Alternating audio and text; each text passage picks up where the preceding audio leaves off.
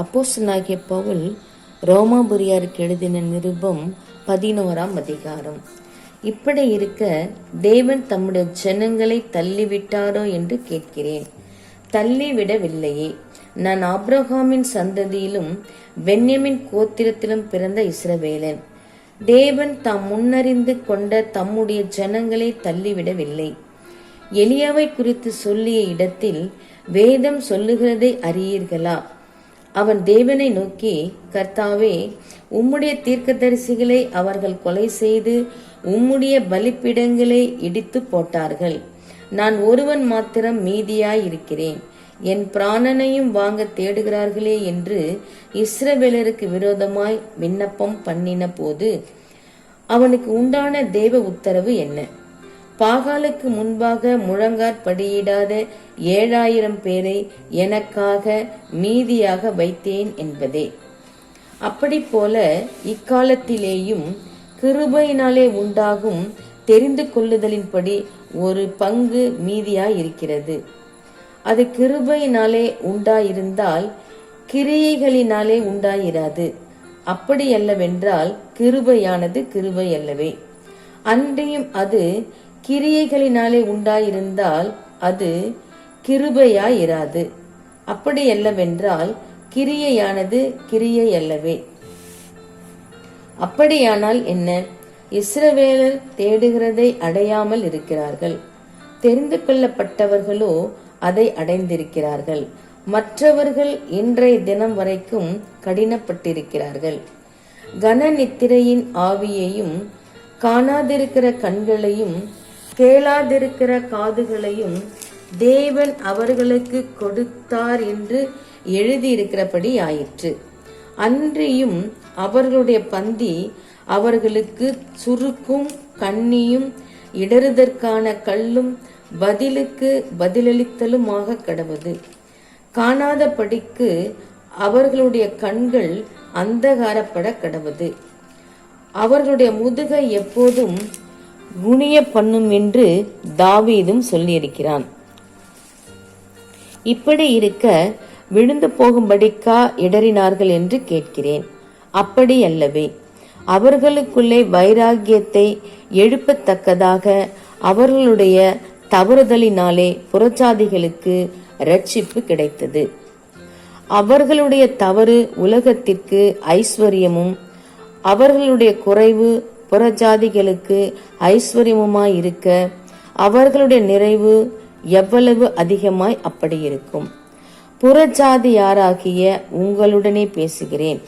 புறஜாதிகளுக்கு நான் அப்போஸ்தலனாய் இருக்கிறதினாலே என் இனத்தாருக்குள்ளே நான் வைராகியத்தை எழுப்பி அவர்களில் சிலரை ரட்சிக்க வேண்டுமென்று என் ஊழியத்தை மேன்மைப்படுத்துகிறேன்.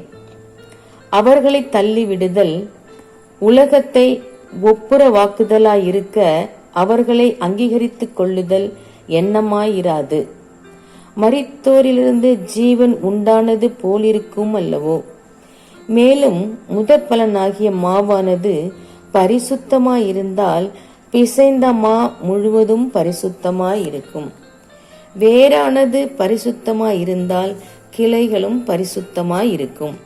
சில கிளைகள் முறித்து போடப்பட்டிருக்க காட்டொலிவ மரமாகிய நீ அவைகள் இருந்த இடத்தில் ஒட்ட வைக்கப்பட்டு ஒலிவ மரத்தின் வேருக்கும் சாரத்துக்கும் உடன் பங்காளியாயிருந்தாயானால் நீ அந்த கிளைகளுக்கு விரோதமாய் மேன்மை பாராட்டாதே. பெருமை பாராட்டுவாயானால் நீ வேரை சுமக்காமல் வேர் உன்னை சுமக்கிறதென்று நினைத்துக்கொள். நான் ஒட்ட வைக்கப்படுவதற்கு அந்த கிளைகள் முறித்து போடப்பட்டதென்று சொல்லுகிறாயே. நல்லது. அவ்விசுவாசத்தினாலே அவைகள் முறித்து போடப்பட்டன. நீ விசுவாசத்தினாலே நிற்கிறாய். மேட்டிமை சிந்தையாயிராமல் பயந்திரு. சுபாவ கிளைகளை தேவன் தப்பவிடாதிருக்க உன்னையும் தப்பவிட மாட்டார் என்று எச்சரிக்கையாயிரு. ஆகையால் தேவனுடைய தயவையும் கண்டிப்பையும் பார். விழுந்தவர்களிடத்திலே கண்டிப்பையும் உன்னிடத்திலே தயவையும் காண்பித்தார். அந்த தயவிலே நிலைத்திருப்பாயானால் உனக்கு தயவு கிடைக்கும். நிலைத்திராவிட்டால் நீயும் வெட்டுண்டு போவாய். அன்றியும் அவர்கள் அவிசுவாசத்திலே நிலைத்திராதிருந்தால் அவர்களும் ஒட்ட வைக்கப்படுவார்கள். அவர்களை மறுபடியும் ஒட்ட வைக்கிறதற்கு தேவன் வல்லவராய் இருக்கிறாரே.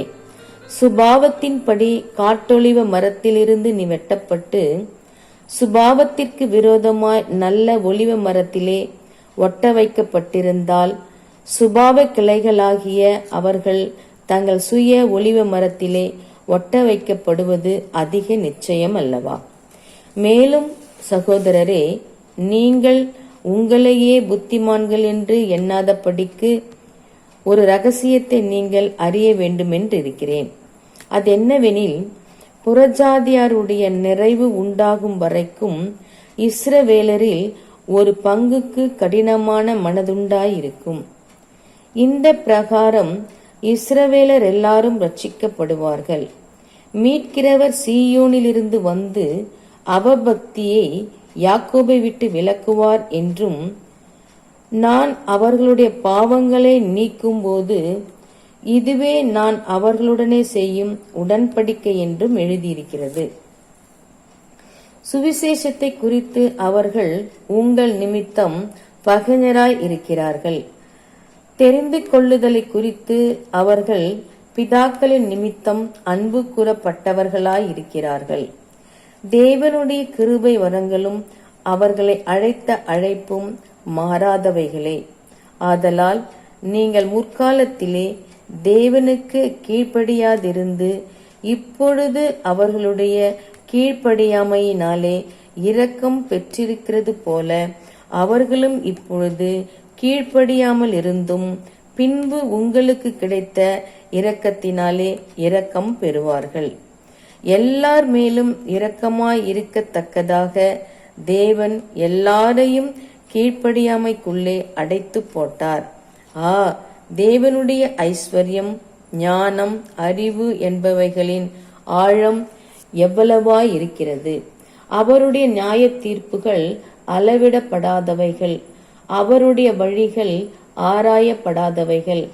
கர்த்தருடைய சிந்தையை அறிந்தவன் யார்? அவருக்கு ஆலோசனைக்காரனாய் இருந்தவன் யார்? தனக்கு பதில் கிடைக்கும்படிக்கு முந்தி அவருக்கு ஒன்றை கொடுத்தவன் யார்? சகலமும் அவராலும் அவர் மூலமாயும் அவருக்காகவும் இருக்கிறது. அவருக்கே என்றென்றைக்கும் மகிமை உண்டாவதாக. ஆமேன்.